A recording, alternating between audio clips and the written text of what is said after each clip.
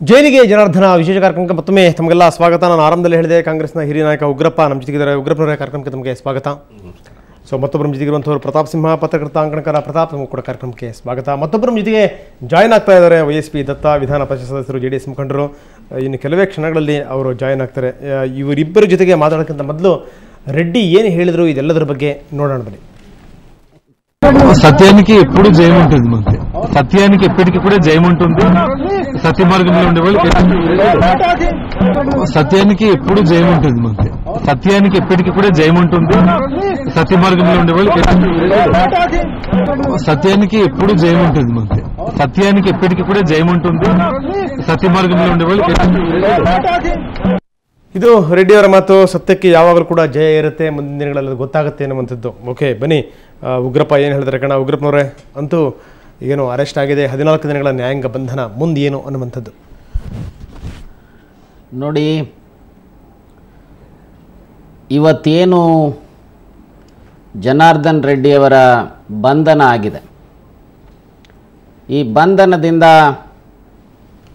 ನಾವೇನು 2008ರಿಂದ ಪ್ರಸ್ತಾಪ ಮಾಡ್ತಾ ಇದ್ವಿ, ಯಾವ ಡಿಮ್ಯಾಂಡನ್ನು ಇಟ್ವಿ, ಓಬಳಾಪುರಂ ಮೈನಿಂಗ್ ಕಂಪನಿ, ಜನಾರ್ದನ್ ರೆಡ್ಡಿ ಮತ್ತು ಅವರ ಅಸೋಸಿಯೇಟ್ಸ್ ಯಾರಿದ್ದಾರೆ, ಆಂಧ್ರದಲ್ಲಿ ಮೈನಿಂಗ್ ಲೀಸನ್ನು ಪಡೆದು ಆ ಮೈನಿಂಗ್ ಲೀಸಿನ ಹಿನ್ನೆಲೆಯಲ್ಲಿ ಪಡೆದಂಥ ಪರ್ಮಿಟ್ಸ್ ಏನಿದ್ದಾವೆ ಅದರ ದುರ್ಬಳಕೆ ಮತ್ತು ರಾಜ್ಯದ ಗಡಿಯನ್ನು ಒತ್ತುವರಿ ಮಾಡಿಕೊಂಡು ಆ ಒತ್ತುವರಿಯ ಹಿನ್ನೆಲೆಯಲ್ಲಿ ರಾಜ್ಯದ ಸಂಪತ್ತನ್ನು ಲೂಟಿ ಮಾಡ್ತಾ ಇದ್ದಾರೆ ಅಂಥೇಳಿ ಏನು ಮೊದಲನೇದಾಗಿ 2008ರ ನವೆಂಬರ್ 16ನೇ ತಾರೀಕು ನನ್ನ ನೇತೃತ್ವದಲ್ಲಿ ರಾಜ್ಯ ಕಾಂಗ್ರೆಸ್ ಏನು ನೇಮಕ ಮಾಡಿತ್ತು ಸತ್ಯಶೋಧನಾ ಸಮಿತಿ, ಅದರಲ್ಲಿ ವರದಿಯನ್ನು ಕೊಡುವಂಥ ಸಂದರ್ಭದಲ್ಲಿ ನಾನು ಸ್ಪಷ್ಟವಾಗಿ ನಾವು ಒಂದು ರಿಪೋರ್ಟನ್ನು ಕೊಟ್ಟಿದ್ವಿ.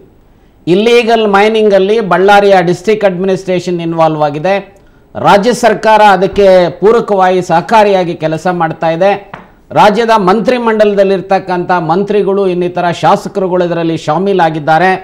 ಸೊ ಹಾಗಾಗಿ ಇದರಿಂದ 16,000 ಕೋಟಿ ರಾಜ್ಯದ ಸಂಪತ್ತಿನ ಲೂಟಿ ಆಗ್ತಾ ಇದೆ. 972 ಮೀಟರ್ ಸಮುದ್ರ ಮಟ್ಟದಿಂದ ಎತ್ತರದಲ್ಲಿರ್ತಕ್ಕಂಥ ಭಾಗದಲ್ಲಿ ಇವತ್ತು ಗಣಿಗಾರಿಕೆ ನಡೀತಾ ಇದೆ. ಅಲ್ಲಿರ್ತಕ್ಕಂಥ ಟ್ರೈಜಂಕ್ಷನ್ ಪಾಯಿಂಟನ್ನು ಬ್ಲಾಸ್ಟ್ ಮಾಡಿದ್ದಾರೆ. ಆ ಬ್ಲಾಸ್ಟ್ ಮಾಡಿ ಸುಮಾರು ಅರ್ಧ ಕಿಲೋಮೀಟರ್ ಅಷ್ಟು ಕರ್ನಾಟಕದ ಗಡಿ ಭಾಗವನ್ನು ಒತ್ತುವರಿ ಮಾಡಿಕೊಂಡು ಇವತ್ತು ಇಲ್ಲೀಗಲ್ ಮೈನಿಂಗ್ ಅನ್ನು ನಡೆಸ್ತಾ ಇದ್ದಾರೆ. ಈ ಎಲ್ಲ ಇದರ ಹಿನ್ನೆಲೆಯಲ್ಲಿ CBI ತನಿಖೆ ಆಗಬೇಕು ಅಂತೇಳಿ ನಾವೇನು ಒತ್ತಾಯವನ್ನ ಮಾಡ್ತಾ ಇದ್ವಿ. ಅಷ್ಟೇ ಅಲ್ಲ, ಬೆಳಗಾಂನಲ್ಲಿ ನಡೆದಂಥ ಅಧಿವೇಶನದಲ್ಲಿರ್ಬೋದು, ಬೆಂಗಳೂರಿನಲ್ಲಿ ನಡೆದಂಥ ಅಧಿವೇಶನದಲ್ಲಿರ್ಬೋದು ಇದೇ ಪ್ರಸ್ತಾಪವನ್ನು ಮಾಡಿದ್ವಿ. ನಂತರ ಬೆಂಗಳೂರಿನಿಂದ ಬಳ್ಳಾರಿಗೆ ಪಾದಯಾತ್ರೆಯನ್ನು ಮಾಡಿ ಸುಮಾರು ಆಗಸ್ಟ್ 9ನೇ ತಾರೀಕು ಕಳೆದ ವರ್ಷ ಏನು ಕ್ವಿಟ್ ಇಂಡಿಯಾ ಡೇ ದಿವಸ ಬಳ್ಳಾರಿನಲ್ಲಿ ಸುಮಾರು 7 ಲಕ್ಷಕ್ಕೂ ಹೆಚ್ಚು ಜನ ಸೇರಿದಂಥ ಜನರ ಸಮ್ಮುಖದಲ್ಲಿ ನಾವು ಒಂದು ಒತ್ತಾಯವನ್ನು ಮಾಡಿದ್ವಿ. ಏನು ಇವತ್ತು ಅಕ್ರಮ ಗಣಿಗಾರಿಕೆಯಿಂದ ರಾಜ್ಯಕ್ಕೆ ನಷ್ಟ ಆಗ್ತಾ ಇರತಕ್ಕಂಥ ಅದರ ಹಿನ್ನೆಲೆಯಲ್ಲಿ, ಅದರಲ್ಲೂ ಅಂತಾರಾಜ್ಯ ಮತ್ತು ಅಂತಾರಾಷ್ಟ್ರೀಯ ರಾಮಿಫಿಕೇಶನ್ಸ್ ಇರತಕ್ಕಂಥ ಹಿನ್ನೆಲೆಯಲ್ಲಿ CBI ತನಿಖೆ ಆಗಬೇಕು. CBI ತನಿಖೆ ಆದರೆ ರಾಜ್ಯಕ್ಕೆ ಆಗಿರ್ತಕ್ಕಂಥ ನಷ್ಟ, ದೇಶಕ್ಕೆ ಆಗಿರ್ತಕ್ಕಂಥ ನಷ್ಟ ಹೊರಗೆ ಬರಲಿಕ್ಕೆ ಸಾಧ್ಯತೆ ಇದೆ ಮತ್ತು ತಪ್ಪಿಸಿದವರ ಮೇಲೆ ಕ್ರಮ ಜರುಗಿಸಲಿಕ್ಕೆ ಅವಕಾಶ ಇದೆ ಅನ್ನುವಂಥ ಮಾತನ್ನು ನಾವು ಏನು ಹೇಳ್ತಾ ಇದ್ವಿ, ಅದು ಇವತ್ತು ಆಂಧ್ರದ ಮೂಲಕ CBI ತನಿಖೆಗೆ ಏನು ಆದೇಶ ಮಾಡಿರ್ತಕ್ಕಂಥ ಹಿನ್ನೆಲೆಯಲ್ಲಿ ಬಹುಶಃ ಇವತ್ತು ಆ ಹಿನ್ನೆಲೆಯಲ್ಲಿ ಜನಾರ್ದನ್ ರೆಡ್ಡಿ ಅವರೇನು ಅರೆಸ್ಟ್ ಆಗಿದೆ, ಅದರಲ್ಲಿ ಬಹುಶಃ ನಿಮಗೆ FIR ಅಲ್ಲಿ ಇರ್ತಕ್ಕಂಥ ಮಾಹಿತಿಗಳನ್ನು ನಿಮ್ಮ ಗಮನಕ್ಕೆ ತಂದರೆ ಬಹುಶಃ ಅದು ಸಮಂಜಸ, ಸೂಕ್ತ ಆಗುತ್ತೆ ಅಂತ ಹೇಳಿ ನಾನು ಭಾವಿಸಿದೆ. ಸ್ವಲ್ಪ ಸರಳೀಕರಿಸಿ. ಇದರಲ್ಲಿ ನಾನು ಒಂದು 5-6 ಸೆಂಟೆನ್ಸಸ್ ಇದೆ, ಅಲ್ಲ ಈ ಕನ್ನಡದಲ್ಲಿ ಹೇಳ್ಬಿಡಿ, ಇಂಗ್ಲಿಷ್. ಸೊ ಇದರಲ್ಲಿ ಏನಾಗಿದೆ ಅಂತ ಹೇಳಿದ್ರೆ, ಒಂದು ಯಾವ ಈ ಓಬಳಾಪುರಂ ಮೈನಿಂಗ್ ಕಂಪನಿ ಏನಿದೆ 68.5 ಹೆಕ್ಟರ್ಸ್ ಅವರಿಗೆ ಓಬಳಾಪುರಂ ಮೈನಿಂಗ್ ಕಂಪನಿಗೆ 3 ಲೀಸಸ್ ಅನ್ನ ಸಿಕ್ಕಿದ್ದಾವೆ. ಆ ಒಂದು ಲೀಸಲ್ಲಿ ಸುಮಾರು 25.98 ಹೆಕ್ಟರ್ಗಳು, ಅದು 2002ರಿಂದ 2017ರವರೆಗೂ ಇರತಕ್ಕಂಥದ್ದು.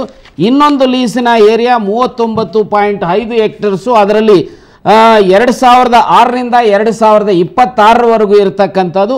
ಮತ್ತೊಂದು ಲೀಸು 68.50 ಅಂದರೆ 68 ಹೆಕ್ಟರ್ಸು 50 ಏನು ಇದಿದೆ ಅದಕ್ಕೆ 2007ರಿಂದ 2027ರವರೆಗೆ ಲೀಸ್ ಇರತಕ್ಕಂಥದ್ದು.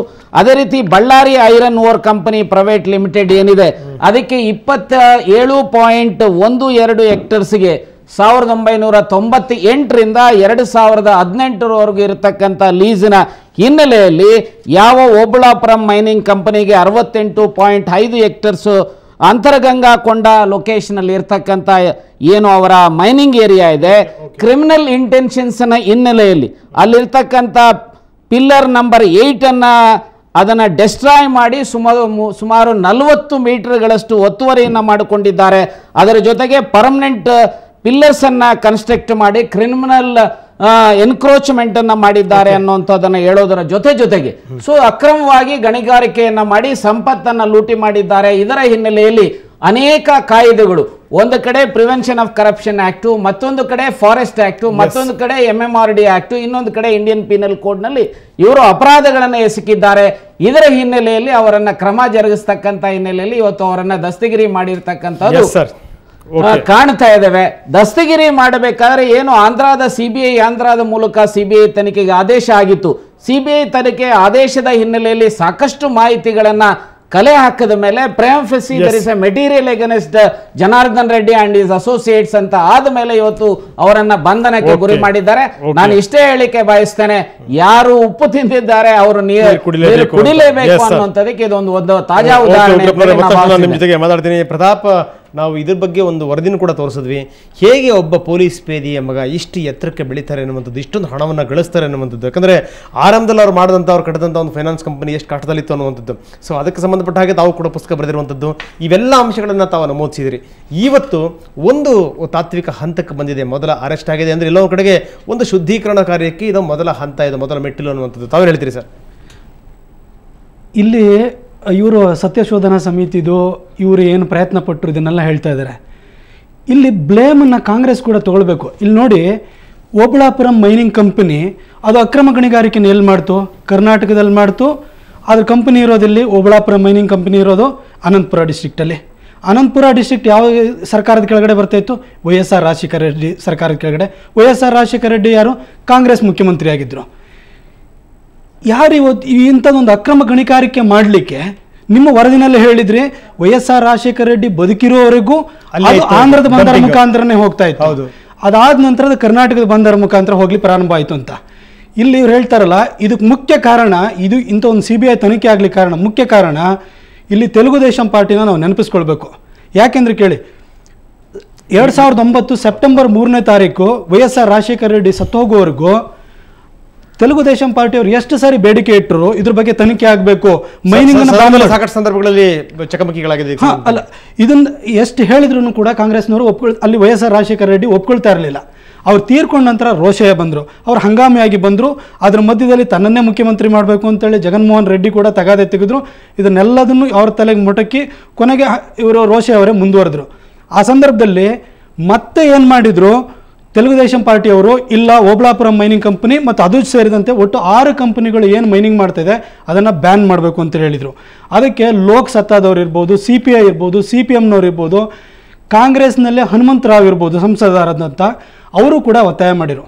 ಇದ್ರ ಹಿನ್ನೆಲೆಯಲ್ಲಿ 2009 ನವೆಂಬರ್ 17ನೇ ತಾರೀಕು ರೋಷಯ್ಯ ಸರ್ಕಾರ ಕೇಂದ್ರಕ್ಕೆ ಪತ್ರ ಬರೆದ್ರು, ಇದನ್ನು CBI ತನಿಖೆಗೆ ಇದು ಕೊಡಿ ಅಂತ ಹೇಳಿ.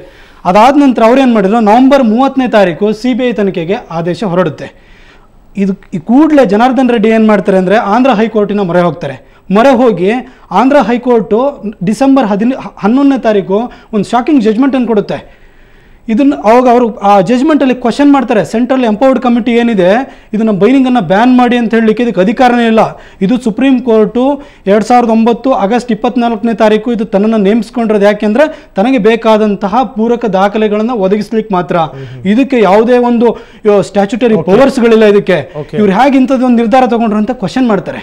ಕ್ವಶನ್ ಮಾಡಿ ಕೊನೆಗೆ ಈ ಒಂದು ತನಿಖೆಗೆ ಅಡ್ಗಾಲ್ ಹಾಕ್ತಾರೆ ಮತ್ತು ಬ್ಯಾನನ್ನು ಲಿಫ್ಟ್ ಮಾಡ್ತಾರೆ. ಇದ್ರ ಮೇಲೆ ಸುಪ್ರೀಂ ಕೋರ್ಟು ಮತ್ತೆ ಅದೇ ಡಿಸೆಂಬರ್ 17ನೇ ತಾರೀಕು ಸುಪ್ರೀಂ ಕೋರ್ಟ್ ಇದಕ್ಕೆ ತಡೆ ಆಜ್ಞೆ ಕೊಡುತ್ತೆ. Yes. ತನಿಖೆ ಮುಂದುವರಿಯುತ್ತೆ. ಆ ತನಿಖೆ ಮುಂದುವರೆದಿದ್ದ ಪರಿಣಾಮವಾಗಿ ಇವತ್ತು ಜನಾರ್ದನ್ ರೆಡ್ಡಿ ಕೇವಲ ಜೈಲು ಮಾತ್ರ ಅಲ್ಲ, ಸೇರಿದ್ದಾರೆ. ನೀವು ಆರಂಭದಲ್ಲಿ ಹೇಳಿದಂತ ಪಾಯಿಂಟ್ ಕಾಂಗ್ರೆಸ್ ಕೂಡ ಇದರ ಹೊಣೆಯನ್ನು ಹೌದು. ಹೊರಬೇಕು ಅನ್ನುವಂಥದ್ದು. ಯಾಕಂದ್ರೆ ಓಪರಾಪುರಂ ಮೈನಿಂಗ್ ಕಂಪನಿ ಈ ಮಟ್ಟಕ್ಕೆ ಬೆಳೆಯಲಿಕ್ಕೆ ಯಾರು ಅವಕಾಶ ಮಾಡಿಕೊಟ್ಟಿದ್ದು? ಓಕೆ ಓಕೆ ಓಕೆ ಇದ್ರ ಬಗ್ಗೆ ಅಲ್ಲ ಉಗ್ರಪ್ಪನವರೇ, ಇದ್ರ ಬಗ್ಗೆ ನಿಮ್ಮ ಒಪಿನಿಯನ್ ತಗೊಳ್ತೀನಿ. ಒಂದು ಸಣ್ಣ ಬ್ರೇಕ್ ನಂತರ ಮತ್ತೆ ಚರ್ಚೆನ ಮುಂದುವರಿಸೋಣ.